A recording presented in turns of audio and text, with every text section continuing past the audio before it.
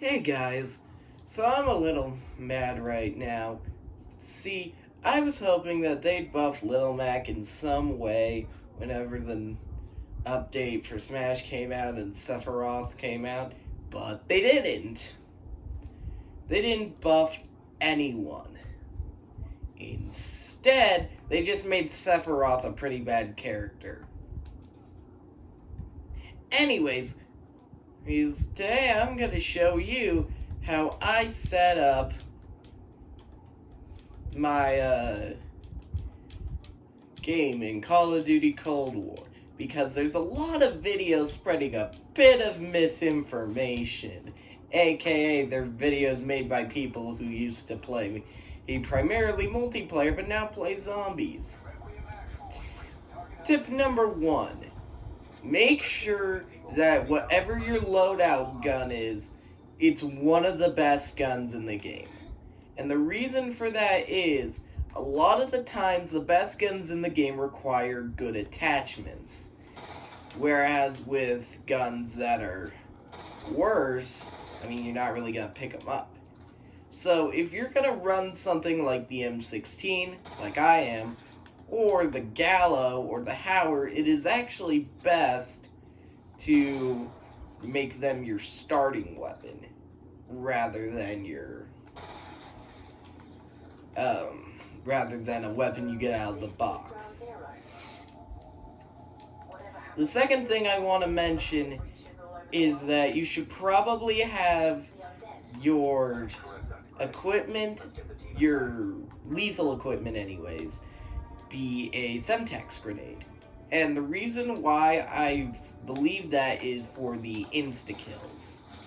Also, if you have your knife upgraded, use that.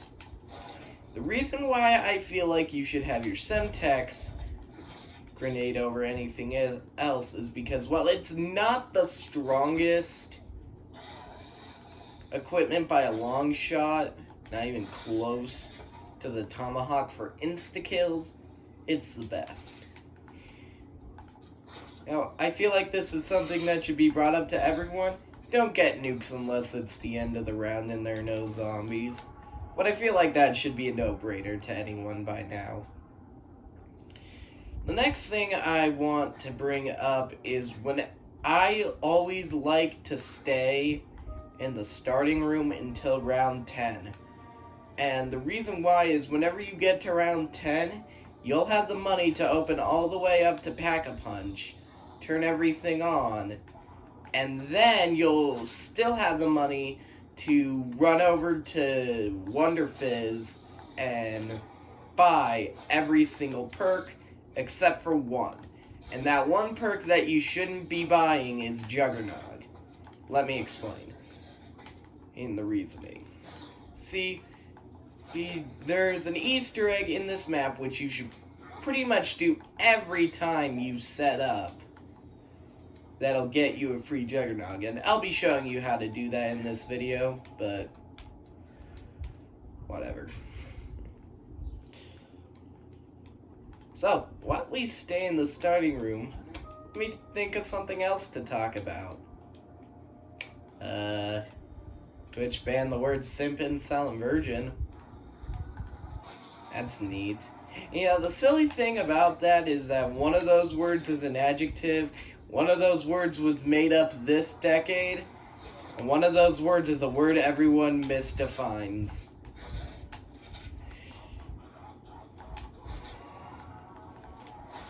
But honestly, the silly thing about it is that simp and incel were basically memes that died a long time ago. So, I have no idea why.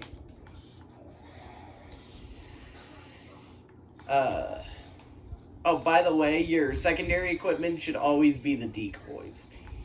I know there could be an argument made to have it be monkey bombs or stim shots. The reason why I prefer to have them be the decoys is decoys are more common than monkey bombs, faster to activate than monkey bombs, and while they're not as effective as hoarding up the zombies, you can throw them out in quick succession, rather than the monkey bombs, which you have to wind up.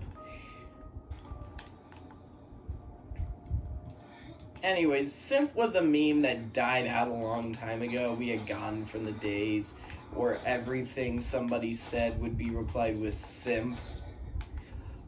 But here we are.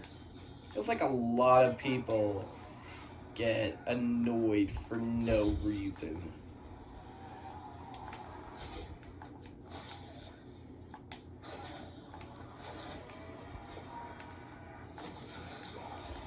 Okay, well, that's enough talking about that topic. Anything else to talk about? Vaccines are rolling out. Honestly, I don't think we're ever going to go back to normal when it comes to COVID. And the reason why I think that is because Americans are stupid. Like, really, really stupid. While other countries are doing nationwide lockdowns, we have a stay-at-home order nobody's following, and a mask mandate that nobody's following. We have a social distance mandate that nobody's following. And most importantly, we have a vaccine coming out that nobody's gonna take. Kind of annoying when you think about it. Especially considering even after every other country goes back to normal, we'll still be like this. There's still people who think that COVID-19 was just a ploy to get Joe Biden into office. And it's like, if that was the reason, why hasn't it gone away yet? Anyways,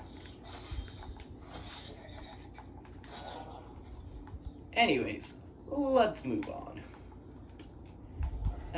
Anything else to talk about? I guess I could talk about the character itself.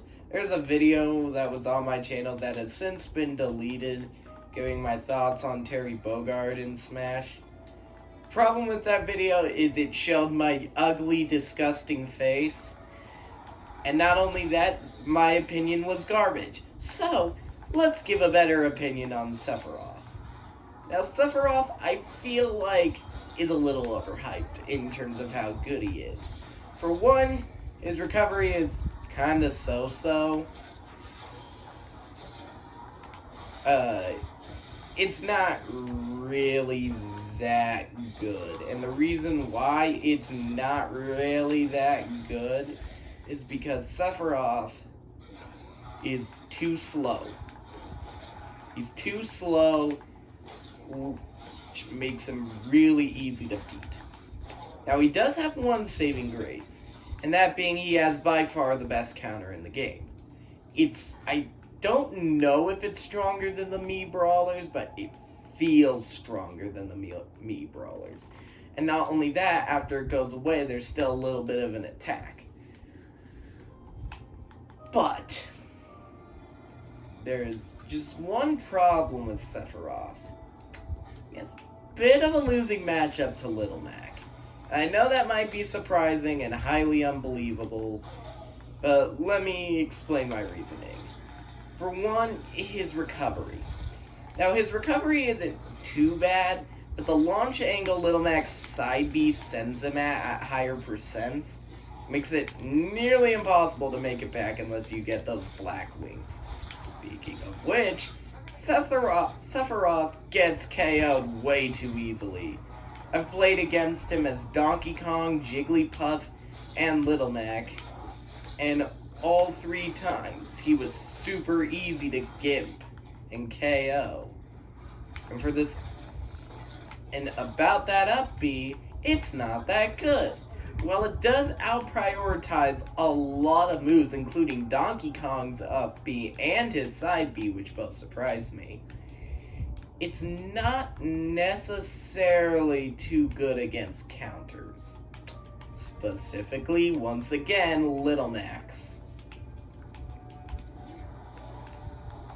I mean, the sword is a large enough distance away that I think you might be able to get away with using it on some of the other sword characters with counters. But with Little Mac's slip counter, you really can't. I don't know. I haven't used any of the sword characters against him. But where Sephiroth really shines is his aerials, especially that up air, man. The fact that the up air can cover all 3 platforms on Battlefield, that's just broken.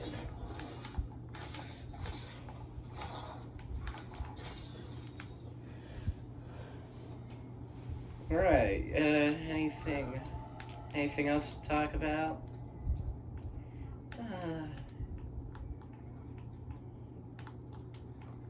Not really anything I could... Oh, right. Among Us released on Switch a couple days ago. Or was it a week? I don't know. I have no sense of time. But it released on Switch. And there's a bit of a glitch. If you go into the local play and don't pick any map, you actually get early access to the airship map. Now, the map is clearly not finished. It is not in a playable state. I mean, it is, but not really. There's a couple tasks that aren't finished, and the sabotages aren't finished, including the comms and another one that a lot of people don't know.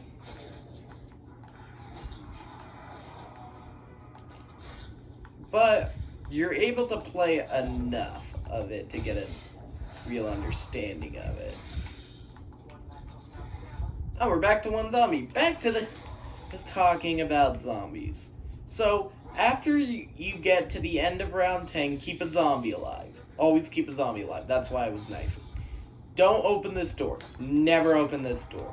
And the reason why you should never open this door and always open this door is whenever you get to the higher rounds and you start backpedaling with, say, the ray gun or something, if you kill zombies but then one spawns in over at this door, you might be a little screwed.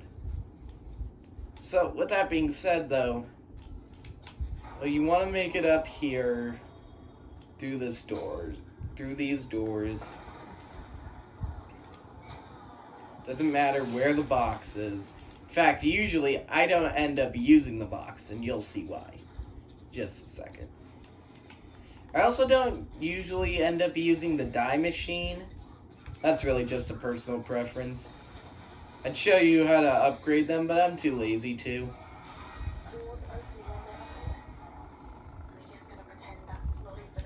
I always go on the right side of the door. There's no reason for it. You can pick whatever side you want.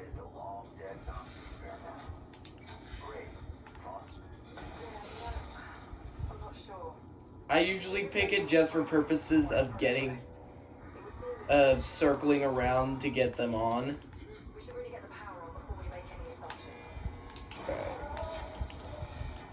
Now, something I do here is I always buy Elemental Pop. Right there. Some people will tell you that you shouldn't run with Elemental Pop on high rounds. Don't listen to those people. Always run with Elemental Pop on high rounds. It will make you do more damage to the boss zombies, more damage to regular zombies, and especially with brain rot.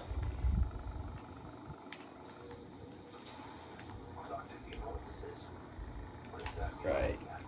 Whenever you activate the Aether Tunnel, run up here. It is actually faster than running the other way.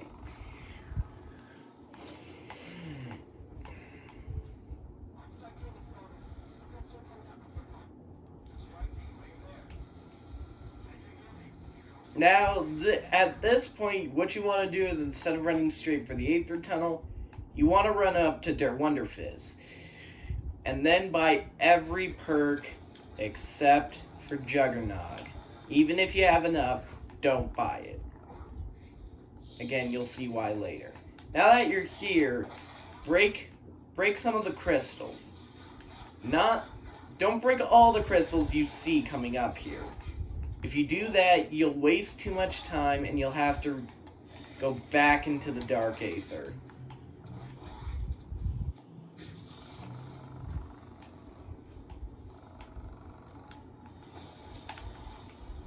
Alright, once you get the part, rebuild the Pack-a-Punch. Again, I know a lot of you know this already, but this is the part that some of you might not know.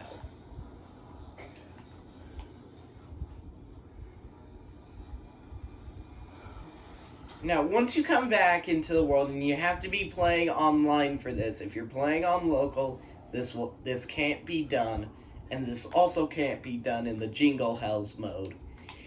You'll see these 5 orbs. There's one right here, just up north of Pack-a-Punch, just down in this area. Then from there, you go up to these stairs, and you should see an orb behind this chair. Shoot that too. Then you should see this orb on my screen. Just shoot that. Remember, it's you run across that. Then the 2 ones are the kind of hardest to find. There's one in between these boxes. I'll shoot that. There we go. And then the hardest one to hit is the one behind these barricades. You can just faintly see it. So you shoot that, and you'll start teleporting back to the Dark Aether. At that point, kill that zombie.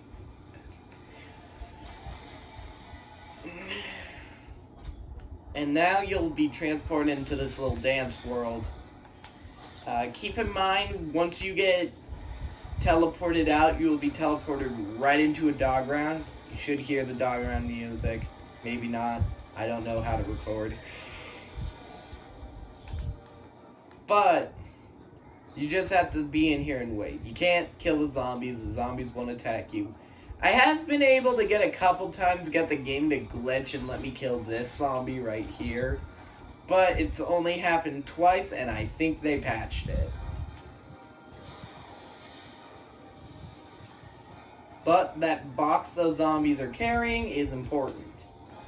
If you notice, they're doing the coffin dance Easter egg. Funny how that's a dead meme and they're zombies doing it.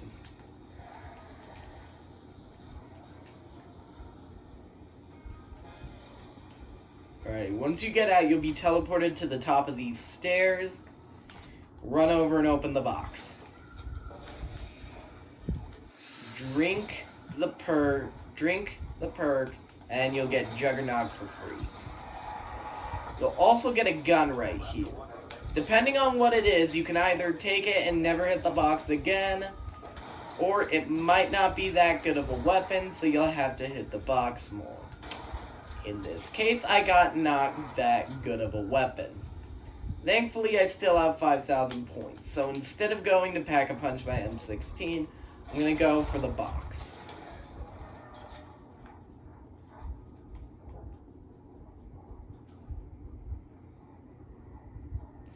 You know, I wonder what would happen if you exfilled during a Plague Hound round.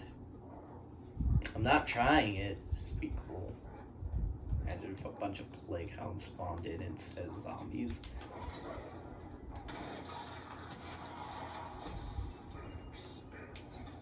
Another one for my collection.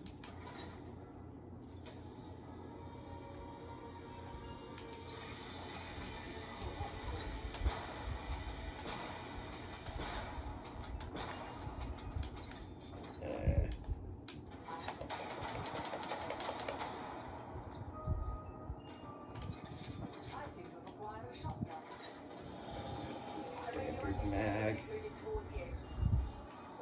Whatever. By the way, never get the gallows off the wall. I know a lot of people will tell you get the gallows off the wall, but please, for the love of God, don't get the gallows off the wall. It's not worth it.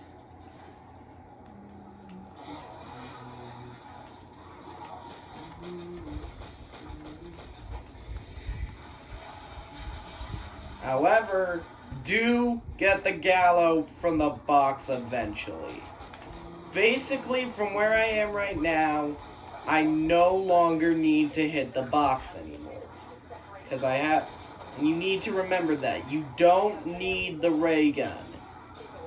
The ray gun is not the be-all, end-all in this game. There are other weapons that are just as viable as the ray gun, including the gallows and the M16. Other guns like the dual-wield Magnum or the Stoner that are also fairly solid, but the Gallo and the M16 are probably your best bets.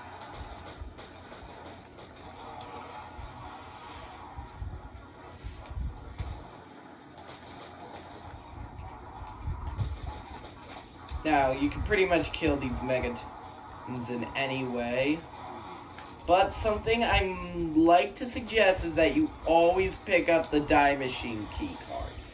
And the reason why is even if you're not going for the die machine, that card will drop every time you kill the megaton. And if it drops every time you kill the megaton, that adds more entities on the screen, leading to potentially more lag.